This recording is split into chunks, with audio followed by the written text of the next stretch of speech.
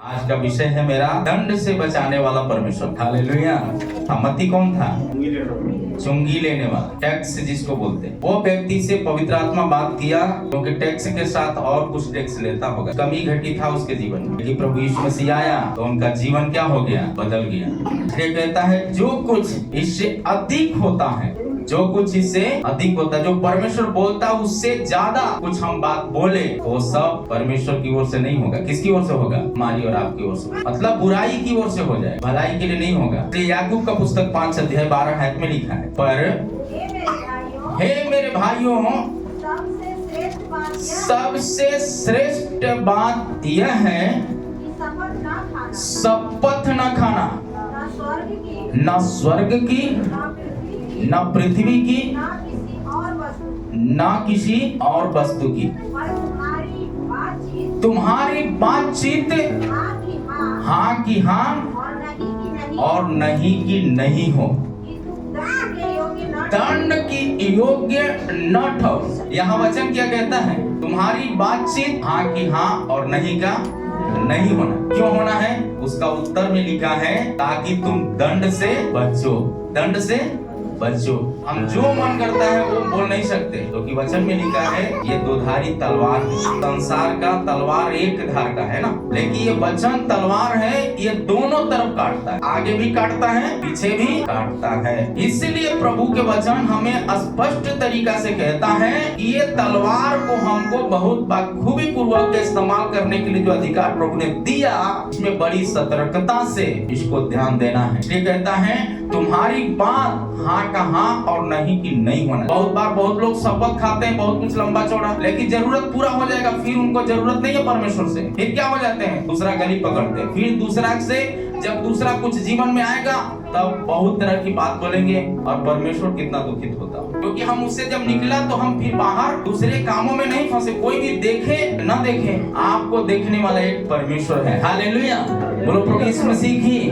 इसलिए कहता है तुम्हारी बात हाँ की हाँ और नहीं की नहीं हो।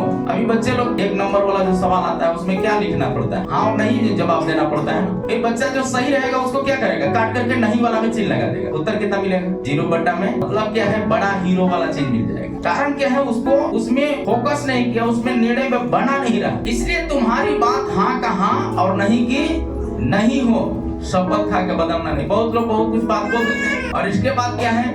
दुनिया घूमने लगती, निर्णय से बदल जाते हैं। लेकिन निर्णय से बदलेंगे तो क्या है? भागने से क्या कुछ हो जाएगा? उसका रास्ता विकल्प यही है। इसलिए हम कुछ भी बोलने से पहले जब जो मन करता है वो मत बोलिए, उसका एक जीभ में लगाम रखिए। बाइबल कहता है घोड़ा का मुंह में क्या दिया जाता है? लगाम दिया जाता है कि तुम सारे शरीर को क्या करो? अपने बस में कर सको। आवेश में आकर के जौन मन करे तो मत बोलिए। कोई भी हो कहता है उसमें यदि आप जिएंगे प्रभु आपको ऊंचा उठा देगा। बोलो प्रभु यीशु मसीह की।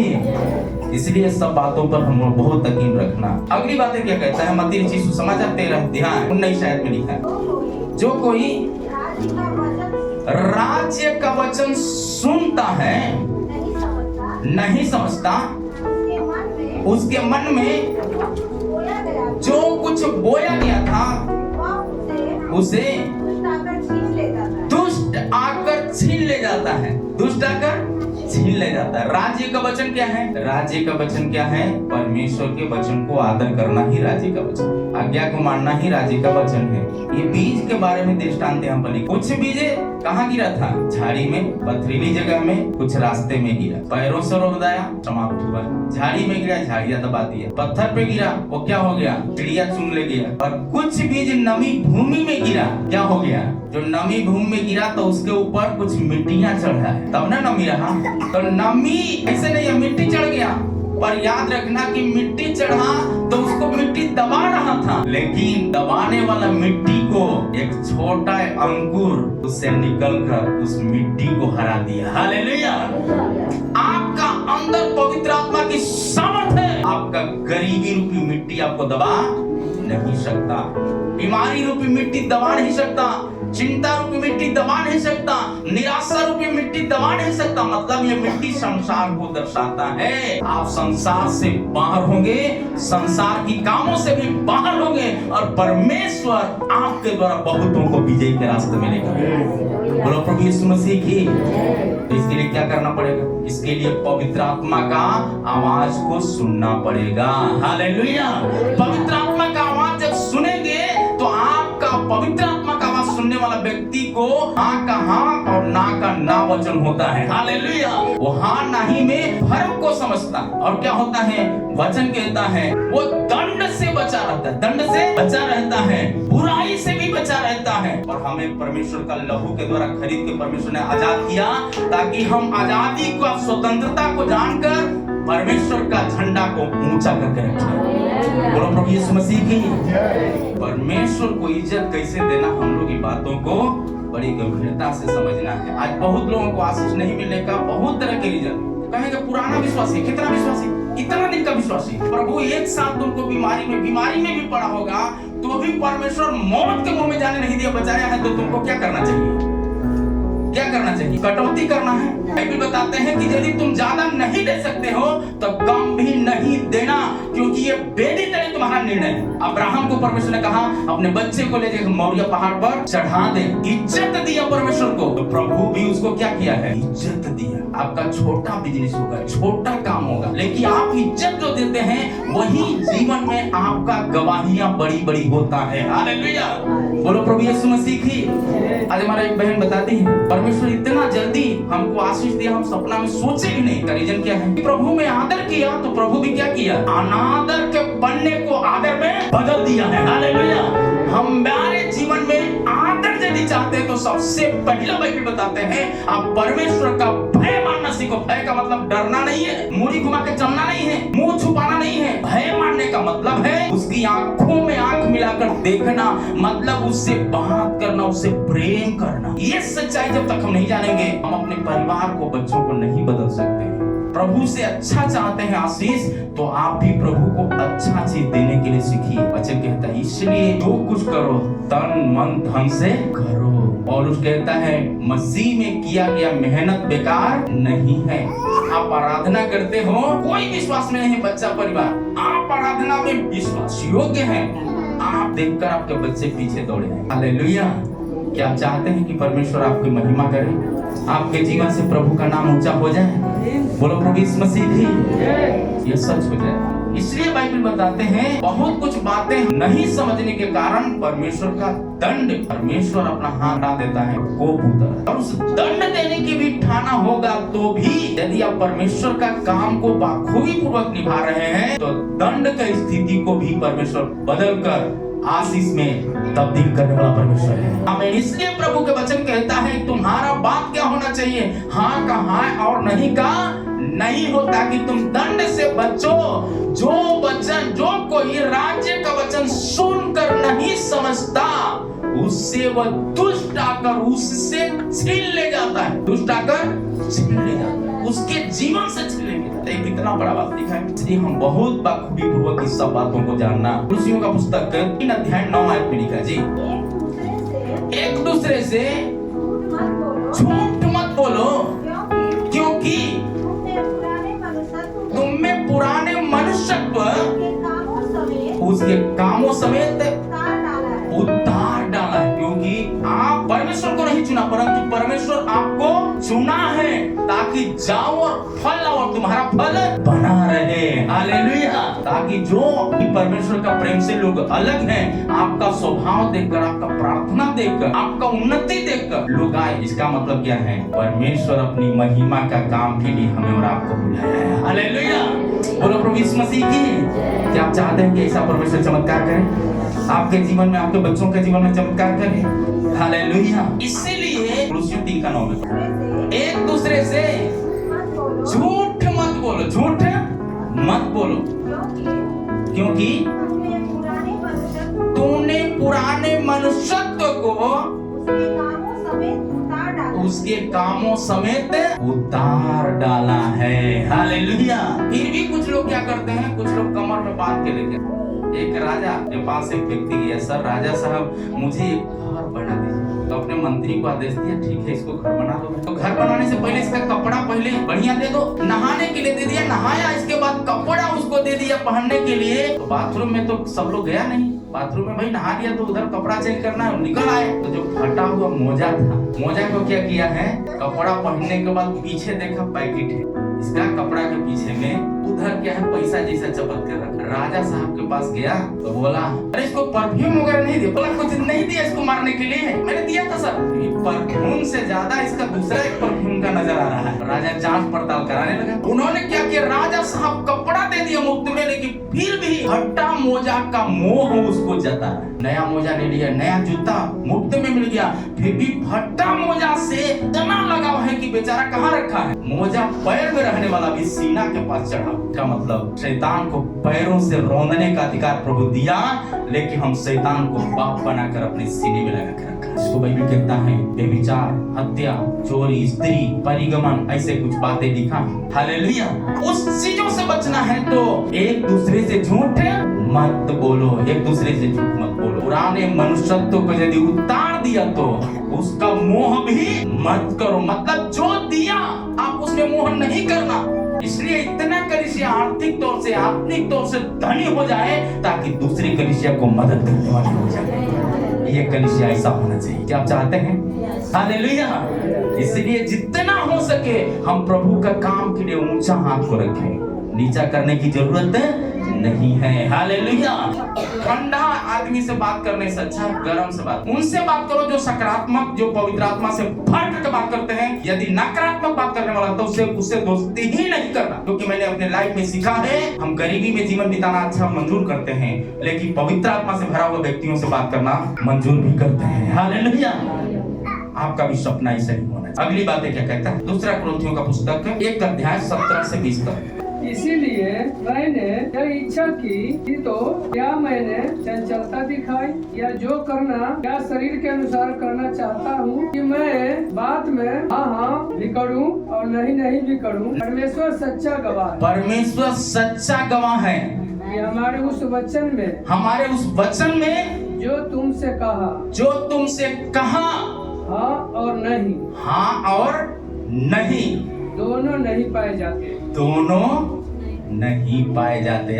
क्योंकि परमेश्वर का पुत्र यीशु मसीह जिसका हमारे द्वारा अर्थात मेरे और सिलवानुस और तीमुथियुस के द्वारा तुम्हारे बीच में प्रचार हुआ। उसमें हाँ और नहीं दोनों नहीं थे, परंतु उसमें हाँ हुई। क्योंकि परमेश्वर की जितनी प्रतिज्ञाएं हैं वे सब उसी में हाँ के साथ है, आमीन भी हुई है। हालेलुया। बोलो प्रभु यीशु मसीह की। तो आपका वचन क्या होना चाहिए? हाँ में है तो आमीन होगा। आमीन का मतलब ऐसा ही हो। बोलिए एक दूसरे का हाथ मिला करके, आपका वचन हाँ में होना चाहिए, आपका वचन आमीन में होना चाहिए, आपका वचन परमेश्वर में होना चाहिए, आपकी सिद्धता परमेश्वर में होनी चाहिए। बोलो प्रभु यीशु मसीह की।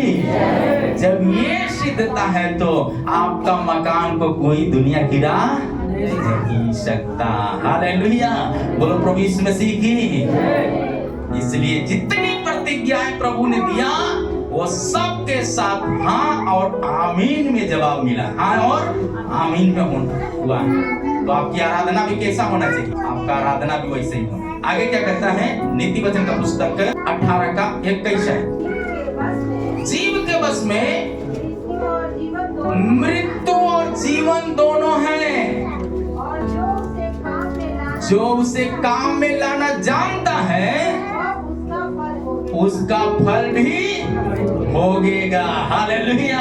आपका बच्चा थोड़ा कमजोर है पढ़ने में, बोलिए बच्चा अच्छा है। पति खराब है, पति रोज दिन गाली देता, बोलिए पति मेरा अच्छा है। पत्नी थोड़ा अच्छा खाना नहीं बनाती, बोलिए मेरा पति अच्छा खाना बना रही है। जब अच्छा बनाने के लिए नहीं नहीं भी मन होगा, जब अच्छा बोलेंगे तो पक्का होगा अच्छा खाना। वो घूमते हुए भी नमक डाले, मिर्चा डाले तो भी अच्छा खाना हो जाएगा। हालेलुया। लेकिन जिस दिन अच्छा खाना बनाना उसी दिन कैसा खाना हो जाएगा? कैसा हो जाएगा? बहुत मुश्किल है। सब लोग परखा होगा। वचन कहता है परख कर देखो यहोवा कितना भला है। हालेलुया।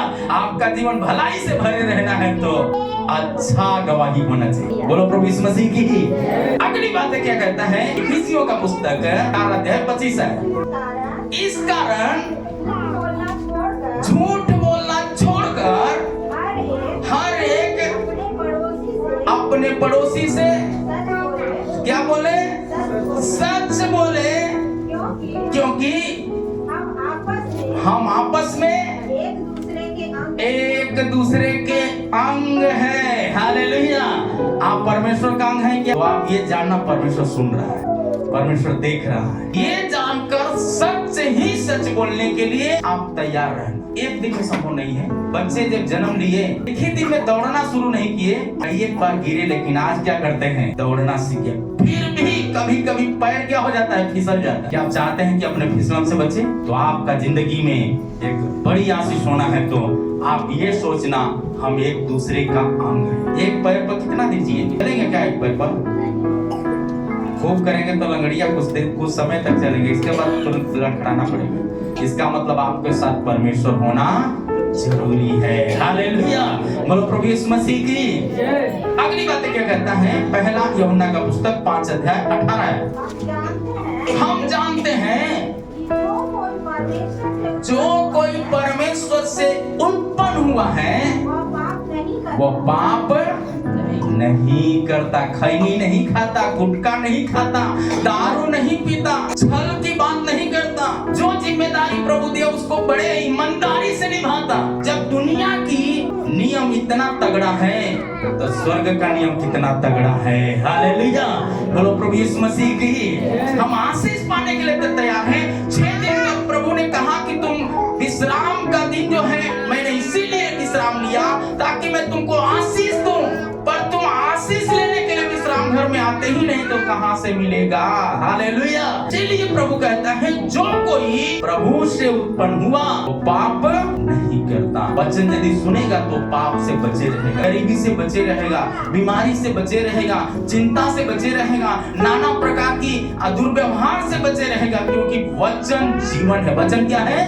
जीवन है, मृत्यु नहीं। अगली बातें क्या कहता है? दूसरा थिस्सलुनीकियों का पुस्तक 3 अध्याय 3 से लेकर 5 है। परंतु प्रभु सच्चा है। परमेश्वर क्या है? सच्चा है। वह तुम्हें दृढ़ता से स्थिर करेगा और उस दुष्ट के सुरक्षित रखेगा। दुष्ट के हाथ से बचाएगा, तुम्हें सुरक्षित रखेगा। आगे हमें प्रभु में तुम्हारे ऊपर भरोसा है। प्रभु में तुम्हारे ऊपर भरोसा है कि जो जो आज्ञा हम तुम्हें देते हैं उन्हें तुम मानते हो, वो तुम्हें मानते हो और मानते भी रहना है। कब तक मानना है? जब तक बीमार है तब तक, जब तक जरूरत है तब तक, जब तक मृत्यु हमको इस संसार से अलग न करे तब तक हम परमेश्वर में, प्रभु की कलीसिया में निरंतर बने रहना। हालेलुया। बोलो प्रभु यीशु मसीह की। जब ऐसा करेंगे तब क्या होगा? आगे पढ़िएगा। परमेश्वर का प्रेम और मसीह के धीरज की ओर प्रभु तुम्हारे मन की अगुवाई करेगा। मन की अगुवाई करेगा। तो मन में ना प्रभु रहना है, लेकिन जब मन में नहीं होगा, प्रभु का गीत में लिखा है मन मंदिर में बसने वाला तू एक मात्र निराला। हालेलुया। उसका कोई आकार नहीं है, वो निराकार परमेश्वर। इसलिए लिखा है पिता को मैं जानता हूँ। यीशु मसीह कहता है पिता को मैं जानता हूँ, इसलिए मैं पिता की इच्छा से जीवन बिताता हूँ। पिता की इच्छा से जीवन बिताता हूँ। यूहन्ना 8 का 44 में जब पढ़ेंगे तुम अपने पिता शैतान से हो। जब झूठ बोलते हो तो किसका संतान हो? पिता शैतान से हो। मतलब पिता भी है, लेकिन किसको तुम कहते हो? पिता जिसे बाइबल में लिखा है हे प्रभु कहने वाले स्वर्ग राज्य में प्रवेश नहीं करेंगे। मतलब पिता तो है, लेकिन कौन पिता है? शैतान पिता है। इसलिए तुम जब उसका संतान हो तो तुम भी थोड़ा लेंगे ना। बाइबल कहता है वो थोड़ा में पाएंगे और अपने पिता की लालसाओं को पूरा करना चाहते हो। पूरा करना चाहते हो, इसलिए पिता की लालसा। जब पिता शैतान होगा तो पुत्र भी शैतान का काम को, इच्छा को पूरा करेगा कि नहीं? यदि परमेश्वर का संतान होगा, उसका पिता यीशु मसीह होगा, तो यीशु ने कहा जैसे मैं पवित्र हूँ वैसे तुम भी पवित्र बनो, और तुम्हारी बात हाँ कहाँ और ना का ना हो। तुम्हारा जवाब हाँ और आमीन में होने पाए। हालेलुया। यीशु मसीह क्रूस पर जब लेकर के लोगों ने गया, कहा क्या तू यहूदियों का राजा है? उन्होंने कहते हैं ये तो तुम ही कहते हो। यीशु को लोगों ने पकड़ लिया इसका काम को रोकने के लिए, उसके लोगों को लोगों ने फोड़ा काम को रोकने के लिए। पर यीशु मसीह कहता है मेरा खाना, मेरा भोजन पिता की इच्छा को पूरा करना है। लोगों ने पकड़ा, कपड़ा उतारा, चिट्ठी डालकर कपड़े बांट लिए, फिर भी यीशु मसीह अपना वचन से पीछे नहीं हटा, क्योंकि वो जानता है पिता जो अपने भक्तों के द्वारा कहता है वो करेगा भी। हालेलुया। बोलो प्रभु यीशु मसीह की जय। अगली बात क्या कहता है? यीशु मसीह जब क्रूस पर गया तो उसको लोगों ने पकड़ लिया और उसको अंतिम 2 कैदियों के साथ क्रूस पर ठोका। एक कहता है तू यदि परमेश्वर का पुत्र है तो तू बच और अपने मुझे भी बचा ले। दूसरा कहता है पिता क्षमा कर क्योंकि ये नहीं जानते। यीशु मुंह खोल के कहता है आज ही तू मेरे साथ स्वर्ग लोक में। यदि आप प्रभु की महिमा की गवाही के साथ आप खड़े हैं तो प्रभु के साथ साथ हैं। हालेलुया। और प्रभु आपकी किसी चीज की कमी होने नहीं देगा। अगली बात है जब यीशु मसीह क्रूस पर चढ़ा है, लोग संदेह बस मरने के बाद भी भाला तक भोंका है। देखा क्या? यीशु मसीह अपने वचन से पीछे नहीं हटा, वचन से पीछे नहीं हटा, मरना मंजूर। अंतिम पसली से खून तक निकला, पानी निकल गया, पूरी दुनिया में अंधेरा छा गया, पूरी दुनिया में अंधेरा छा। एक राजा का कब्र में बढ़ई का बेटा यीशु मसीह को वहां रखा, मोहर लगाया, और यीशु मसीह अपने वायदे के अनुसार कब्र में से तीसरा दिन उठा। यदि आपका भी वचन हाँ का हाँ है, गरीबी बीमारी आपको जता नहीं पाएगा। हालेलुया। आपको उससे बाहर परमेश्वर निकालेगा जब आप निरंतर प्रार्थना में रहोगे। हालेलुया।